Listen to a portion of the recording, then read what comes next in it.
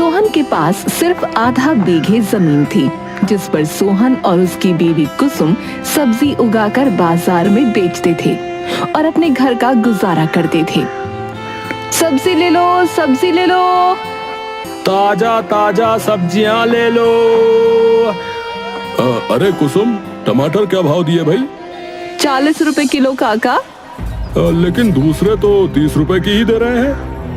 काका, अगर मेरी सब्जियों से अच्छी सब्जी आपको पूरे हाट में कहीं मिल गई तो मेरी तरफ से मुफ्त सब्जियां ले जाना। हाँ अच्छा, लाओ लाओ, टमाटर दे दो और आधा किलो मिर्ची भी तोल दो।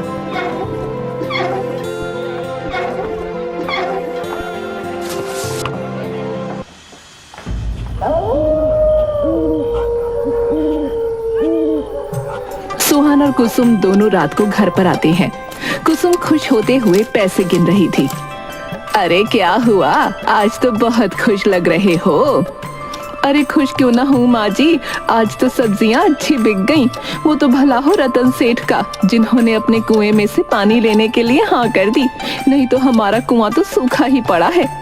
हाँ कुसुम, अब क्या करें, जैसी जिसकी किस्मत। वैसे एक बात बताओ, तुम ऐसा क्या जादू करती हो खेत पर जो इतनी ज्यादा और अच्छी सब्जियां उगती हैं? रतन सेठ ने अपने यहाँ इतने नौकर चाकर लगा कर रखे हैं, पर फिर भी उनकी सब्जियां तुम्हारे जितने नहीं उगती। हाँ, अरे तो क्या सिर्फ मैं ही मेहनत करती हूँ हमारे खेत पर? आप भी तो करते हो। ये तो हम दोनों की मेहनत की कमाई है। आप ऐसे ही मुझे सारा श्रेय देते रहते हो। अरे लेकिन मैं तो इधर उधर मजदूरी भी करने चला जाता हूँ, लेकिन सब्जियों का पूरा ध्यान तो तुम ही रखती हो ना। कब खरपतवार हटानी है, कब खाद डालनी है, ये सब तो तुम ही ध्यान रखती हो। हाँ बेटा, बात तो तूने पते की कही। बहू जैसी सब्जी तो पूरे गांव में कोई नहीं उगा पाता। बताओ बहू, ऐसा क्या जादू करती हो जो इतनी अच्छी सब्जियां होती हैं? वो मैं क्या जानूं। अब बातें बंद करो और चलो मैं खाना लगा देती हूँ और माँ को भी खिला देती हूँ। सोहन की माँ पिछले 5 साल से लकवे की वजह से बिस्तर में पड़ी रहती थी। सब कुछ बहुत अच्छे से चल रहा था।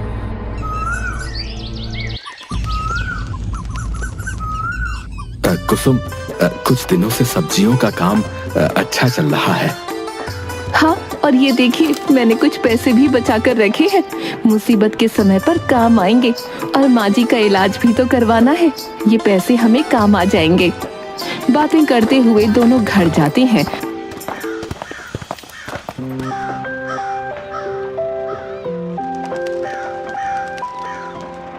तो हैरान हो जाते हैं क्योंकि कौशल्या खून की उल्टियां कर रही थी।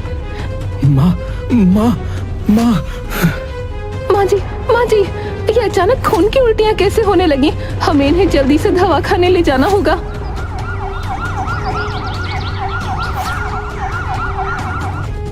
डॉक्टर साहब, देखिए हमारी माँ को क्या हुआ है। सिस्टर, इन्हें इमरजेंसी वार्ड में लेकर चलिए।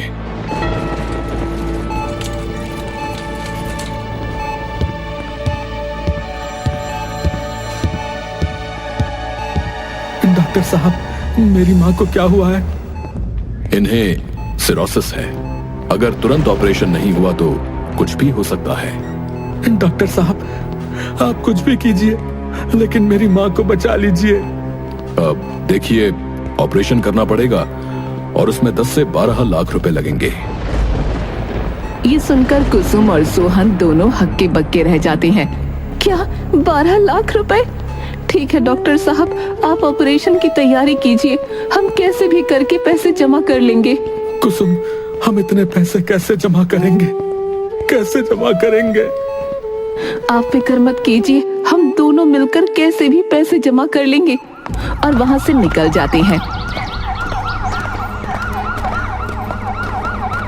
वैसे सेठ जी के यहाँ जाकर थोड़ी मदद क्यों नहीं मांग लेते? हमें जल्द से जल्द माँ जी के ऑपरेशन के लिए पैसे जमा करने होंगे। हाँ, तुम ठीक कहती हो। मैं सेठ जी के यहाँ जाकर मदद मांगता हूँ। सोहन रतन के यहाँ पहुँचता है। अरे सोहन, क्या हुआ? परेशान लग रहे हो?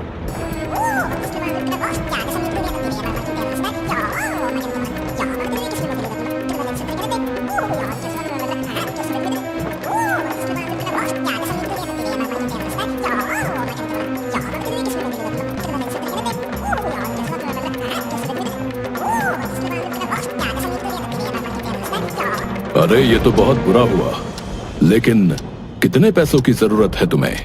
सेठ जी, डॉक्टर ने पूरे 10 से 12 लाख रुपए कहा है।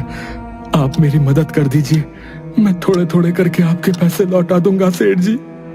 सोहन और रतन की सारी बात उसकी पत्नी मीना सुन रही थी। अजी सुनिए। जरा रुकना, मैं आया।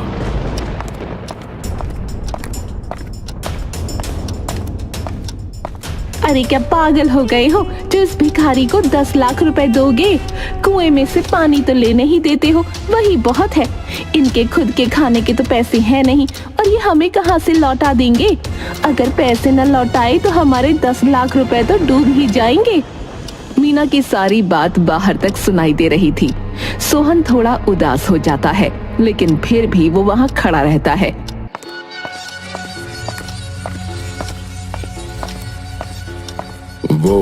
वो सोहन क्या है ना कि इतने पैसे आजकल घर में कौन रखता है भाई। और तुम्हें तो पता ही है, इस बार फसल भी थोड़ी कम ही हुई है, तो मैं तुम्हारी मदद नहीं कर सकता भाई। और हाँ, इस बार तुम कुएं से भी पानी नहीं ले सकते, वो सूखा पड़ता है ना, तो थोड़ी दिक्कत आती है। सोहन मुंह लटकाकर वहां से चला जाता है।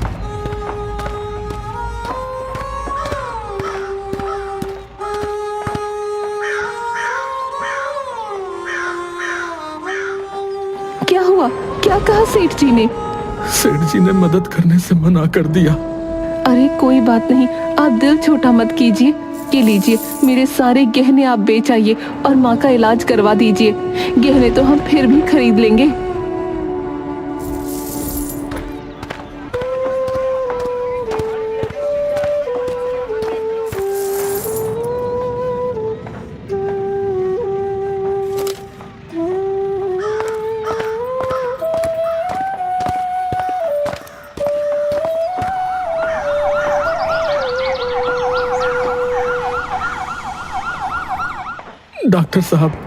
डॉक्टर साहब ये लीजिए, अभी तो इतने ही पैसे हैं, आप ऑपरेशन चालू कीजिए, बाकी के पैसे हम 1-2 दिन में जमा कर देंगे। डॉक्टर साहब, ऑपरेशन तो हम शुरू कर देंगे, लेकिन आपकी माँ आपको बुला रही थी, पहले आप उनसे मिल लीजिए।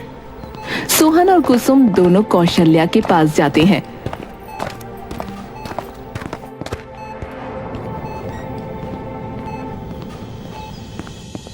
माँ, अब तुम कैसी हो माँ? हमने पैसे जमा कर दिए हैं, अब डॉक्टर साहब तुम्हारा ऑपरेशन कर देंगे और तुम फिर से ठीक हो जाओगी माँ। अरे बेटा, तुम मेरे लिए ऐसे ही दौड़ रहे हो। अब मेरा आखिरी वक्त आ गया है। मैं तुम्हें एक राज की बात बताना चाहती हूँ।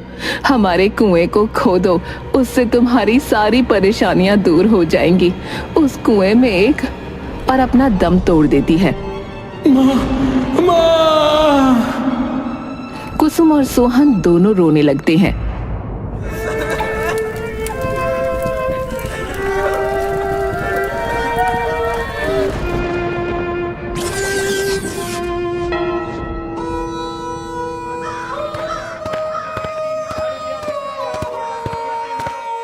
जब से माँ हमें छोड़कर गई है, तब से कुछ अच्छा ही नहीं लगता।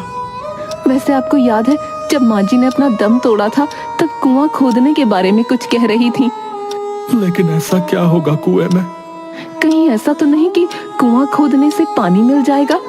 हाँ, हो सकता है कि कुआं खोदने पर हमें पानी मिल जाए, और इसीलिए माँ ने कहा था कि हमारी सारी परेशानियां दूर हो जाएंगी। हम उसे और ज्यादा भी खोदेंगे, कभी ना कभी तो उसमें से पानी आएगा ही। ठीक है, एक बार कोशिश कर लेते हैं।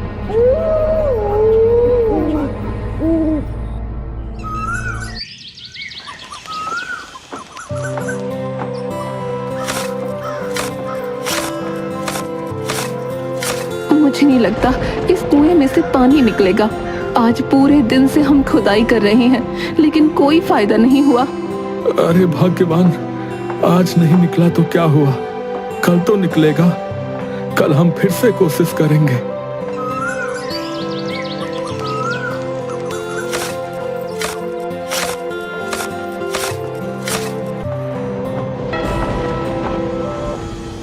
अजी 3 दिन हो गए हैं, लेकिन कुएं में से एक बूंद पानी ना निकला और मेरी सारी सब्जियां भी खराब हो गई हैं।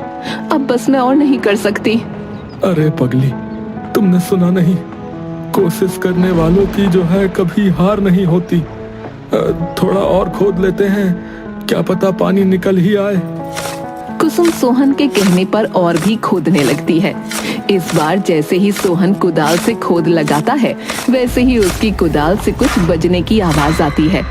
अरे ये कैसी आवाज थी? दोनों मिलकर उस जगह को साफ करते हैं तो उन्हें एक पत्थर पड़ा मिलता है। ये तो एक पत्थर है। दोनों उस पत्थर को हटाते हैं तो उसमें से एक रास्ता निकलता है। ये तो बड़े अचंभे की बात है, हमारे कुएं में सुरंग। हाँ, इस बात से तो मैं भी हैरान हूँ कि हमारे कुएं में सुरंग है। चलो अंदर चलकर देखते हैं। कुसुम, बड़ी अजीब बात है ना, ये सुरंग इतना अंदर है लेकिन फिर भी इसमें इतना उजाला है। दोनों रोशनी का पीछा करते हुए आगे बढ़ते हैं। तभी दोनों को एक आवाज सुनाई देती है। कौन है? सोहन और कुसुम दोनों एक दूसरे की तरफ देखते हैं। तभी दोनों देखते हैं कि सामने एक बूढ़ा बौना खड़ा है। कौन हो तुम दोनों और यहाँ तक कैसे पहुँचे?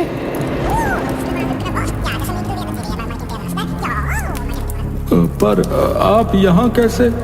एक बार मुझसे गलती से एक साधु बाबा की तपस्या भंग हो गई थी। उन्होंने गुस्से में मुझे श्राप दे दिया और मुझे बहुत ज्यादा बदसूरत बना दिया था। सभी गांव वाले मुझे मारने के लिए मेरे पीछे ही पड़ गए थे। तब तुम्हारे पिता ने मेरी मदद की थी और मुझे यहाँ रहने की जगह दी। तब से मैं यहीं पर हूँ। तो आप अभी तक जिंदा कैसे हैं?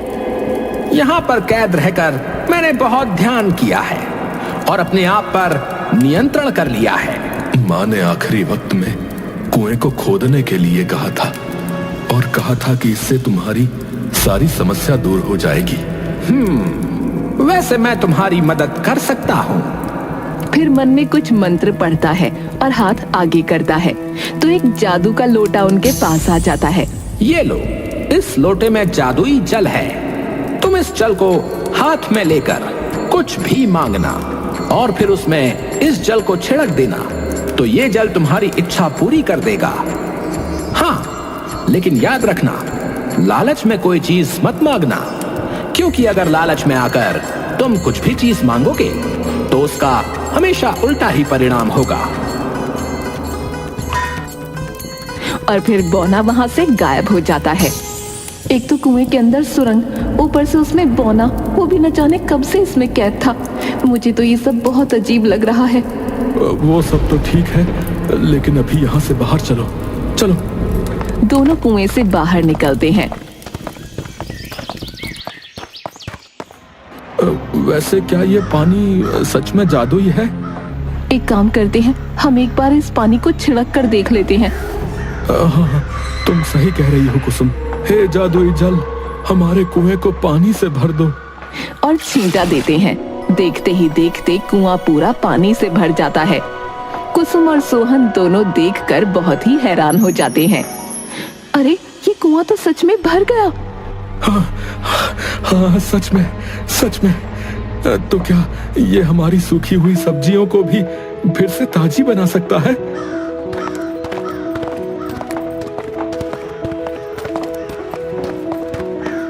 इस पानी को फिर से छींट कर देखते हैं।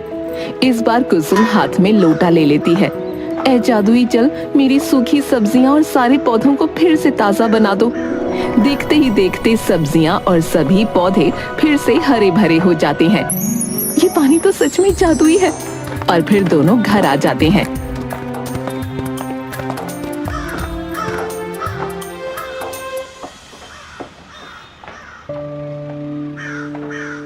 वाह वाह, ये तो कमाल हो गया। ये सब इस जादुई जल की वजह से ही हुआ है। आज तो हमें एक ही दिन में कितनी सारी खुशखबरियां मिल गई। आज का दिन तो सच में बहुत अच्छा है।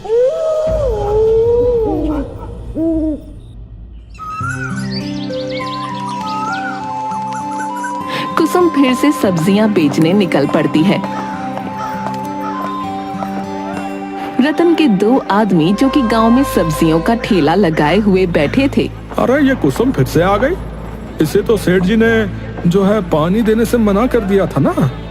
अरे भाई, सुना है कि दोनों पति पत्नी ने मिलकर जो है कुआं फिर से खोदा और उस कुएं में से पानी निकल आया भैया। पर इसकी सब्जियां तो सारी खराब हो गई थी ना। पता नहीं भाई, भगवान जाने ये कैसे सब्जी उगाती है जो अकेले ही इतनी अच्छी सब्जियां उगा लेती है।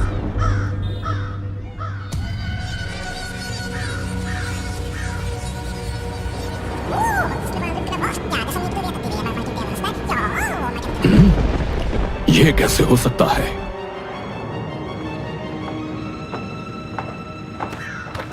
रतन जब खेत पर जाता है तो कुसुम के खेत में ताजी सब्जियों का ढेर देखकर फिर से हैरान हो जाता है। अरे ये सब क्या हो रहा है?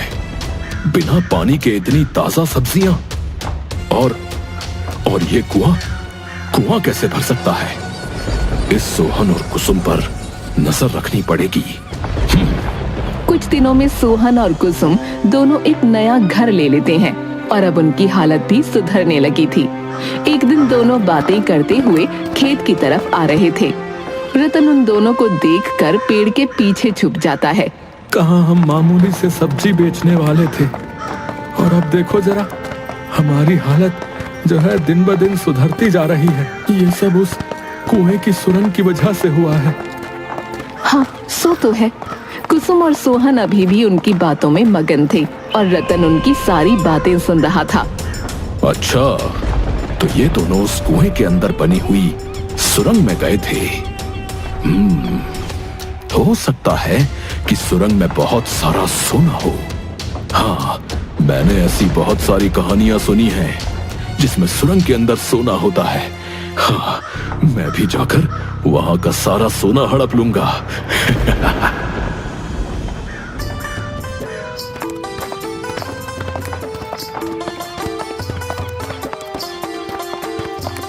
हाँ, अब मैं इस कुएं के अंदर जाकर सुरंग से सारा सोना ले आऊंगा। रतन कुएं का सारा पानी खाली कर लेता है और मौका पाकर कुएं के अंदर उस सुरंग में चला जाता है। यहाँ तो कुछ भी नहीं है, लेकिन वो दोनों अमीर कैसे बन सकते हैं? कौन है यहाँ पर? अच्छा, तो इस पौने ने उन दोनों को बहुत सारे पैसे दे दिए होंगे। मैं भी इस पौने से पैसे मांगूंगा। कौन हो तुम? मैं रतन। क्यों आए हो यहाँ पर? और तुम्हें यहाँ आने का रास्ता किसने बताया? उससे तुम्हें क्या? मुझे भी सोना दे दो। मुझे पता है कि कुसुम और सोहन दोनों तुम्हारी ही वजह से अमीर बने हैं। अच्छा, तो ये सिर्फ सोहन और कुसुम को देखकर यहाँ आया है। इसका मतलब ये बहुत ही लालची इंसान है और भविष्य में उन दोनों को नुकसान भी पहुंचा सकता है। मुझे इसे मजा चखाना पड़ेगा। ए बोने, तू मुझे सोना देता है या नहीं? अच्छा, तो तू उस चरण दास का बेटा है। उसने मुझे यहाँ रहने के लिए मजबूर किया था। आज मैं तुझसे उस चरण दास का भी बदला लेकर रहूंगा। बोना कुछ मंत्र पढ़कर दोनों हाथों को आगे बढ़ाता है। उसके साथ साथ रतन भी हवा में उड़ जाता है। अरे अरे अरे, ये क्या कर रहे हो तुम? अरे अरे अरे, मुझे नीचे उतारो। अरे मुझे नीचे उतारो भाई। तुम्हारे पिता ने मुझे यहाँ रहने के लिए मजबूर किया था और तुम भी लालच की वजह से यहाँ पर आए हो और कुसुम और सोहन को नुकसान पहुंचा सकते हो। मैं तुम्हें ऐसे नहीं छोड़ सकता। अरे अरे, मुझे छोड़ दो। मैं कहता हूँ मुझे छोड़ दो, छोड़ दो। फिर बौना दोनों हाथों को एकदम से नीचे करता है, जिससे रतन अचानक गिर जाता है। मैं तुम्हें छोड़ूंगा नहीं। हाँ, मैं तुम्हें छोड़ूंगा नहीं। और बौने की तरफ दौड़ने लगता है। मैं तुम्हें छोड़ूंगा नहीं। फिर बौना भी उसे बहुत दौड़ाता है और रतन के पैर पकड़कर उसे गिरा देता है। अब आया ना मजा बच्चू? सोना चाहिए था तुझे, हैं? छोड़ दो मुझे, छोड़ दो, छोड़ दो मुझे। बौना कुछ मंत्र पढ़ता है तो उसके सामने एक पतीले में पानी आ जाता है। फिर बौना रतन की गर्दन पकड़कर उस पतीले में डाल देता है और बाहर निकालता है। ऐसा वो बहुत बार करता है। इस वजह से रतन बहुत परेशान हो जाता है। मुझे माफ कर दो, मुझे छोड़ दो। मैं तुम्हारे आगे हाथ जोड़ता हूँ। अब मैं दूसरों के पैसों पर तो क्या, मैं अपने पैसों पर भी नजर नहीं डालूंगा। मुझे छोड़ दो। अब समझ आया ना? और वैसे भी मुझसे माफी मांगने से कुछ नहीं होगा। तुम जाकर सोहन और कुसुम से माफी मांगो। हाँ, ठीक है, लेकिन अभी मुझे जाने दो।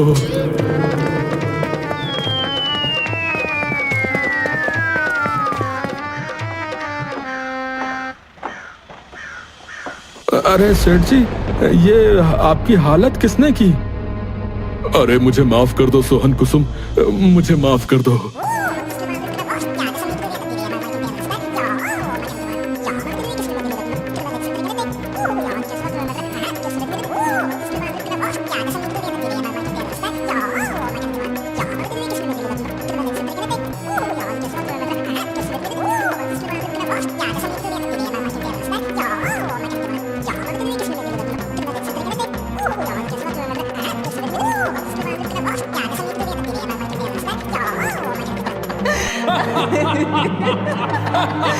Ha ha ha ha!